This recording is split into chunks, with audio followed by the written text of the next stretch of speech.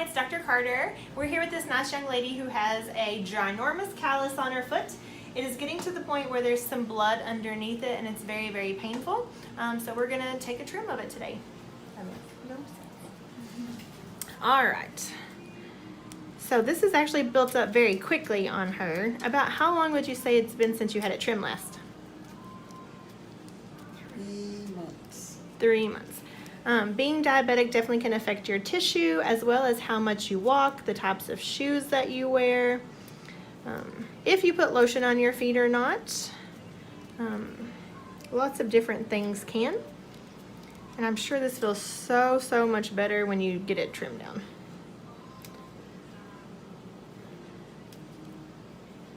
I feel like I'm squeezing her poor little toe to death.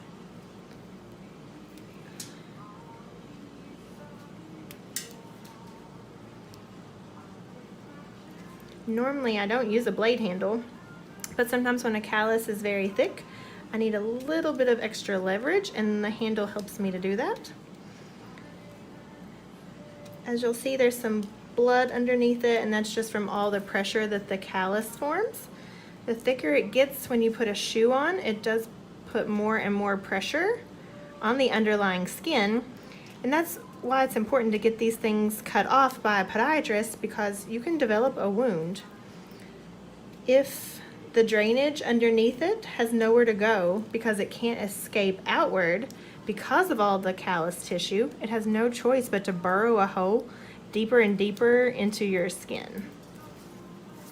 Wow.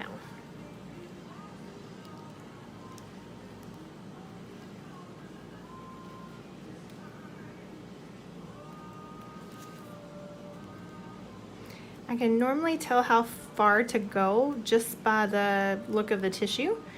I don't necessarily need to get every little speck of blood off there.